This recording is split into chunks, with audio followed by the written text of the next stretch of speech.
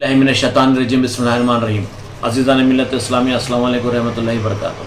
जैसे कि आप लोग जानते हैं 1 जुलाई से नए कानून आ रहे हैं BNS, BNSS, BSA, जो कि IPC, CRPC और एविडेंस एक्ट को रिप्लेस कर रहे हैं। और ये एक ऐसा एक्ट है कि बहुत ही अलग किस्म का एक्ट है।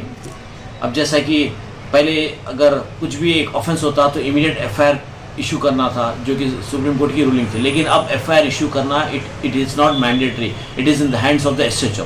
उन्हें जब चाहे जब FIR इशू कर सकता, रिजेक्ट भी कर सकता, 15-20 दिन में भी कर सकता, उसको डॉक्टरेट करके, उसको जो सो टैम्पर करके, चेंजेस करके, ब्राइब लेके SHO के हाथ में दे दिए पूरा। जबकि जो है सो 511 प्रोविजन है, जिसमें जो है सो 24 जो है सो रिमूव करे सेक्शन, और उसमें 23 सेक्शंस लेके आए। कौन सा बड़ा काम नहीं करे, 24 निकाल के 23 सेक्शन उसमें इंक्लूड करे।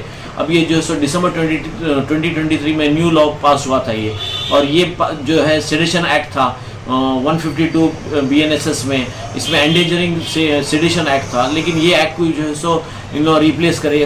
जैसे कि फ्रीडम ऑफ स्पीच है, उसको जो है सो रोका जा रहा है। तो इस तरीके के जो कानून लेके आए, ये कानून की वजह से जो है सो काफ़ी मुश्किलात होती है आगे चलकर।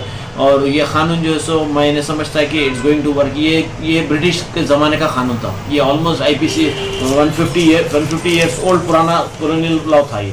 अब उसको चेंज करके ये लोग जो है सो, अब फॉर एग्जांपल अब एक्सीडेंट का था, एक्सीडेंट का जो है so section sub clause 2 subsection 106 के तहत जो है सो काफ़ी प्रोटेस्ट हुए 1 जुलाई से। क्यों बोले तो ये सेक्शन को बैन करो बोलकर, इसमें अगर एक्सीडेंट हुआ, नेग्लिजेंस ड्राइविंग रहा, तो इस तरीके से जो है सो नए कानून लाकर जो है सो 1 जुलाई से जो ला रहे हैं कानून, जिसमें IPC, CRPC और एविडेंस एक्ट को चेंज कर रहे हैं, इट्स वेरी डिफिकल्ट। और पूरा जो है सो पावर आप SHO के हाथ में देते रहे कि वेदर टू अरेस्ट और नॉट टू अरेस्ट।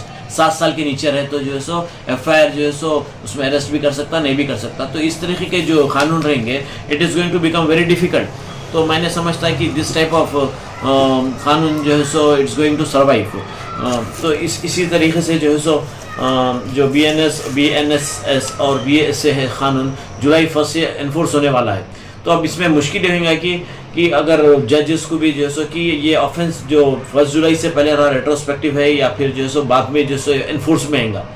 तो FIR जो है सो मैंडेटरी था, और जो कि ये कानून के तहत it's not going to be mandatory.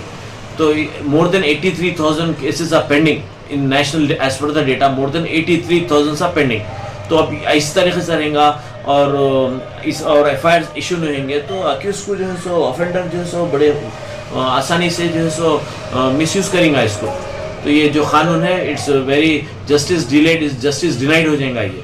तो ये जो BNS है, BNSS है, BSS है, BSA है, ये कानून इट्स नॉट एडवाइजेबल। और ये क्योंकि पार्लियामेंट में पास हुआ एक्ट, और मोर देन 167 मेंबर्स जो है सो विदाउट ए वॉइस पास कर दिए ये एक्ट, तो विदाउट एनी अपोजिशन था ये।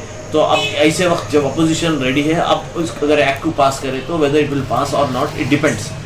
So it is like this. Just for more information, I am providing this information to you all.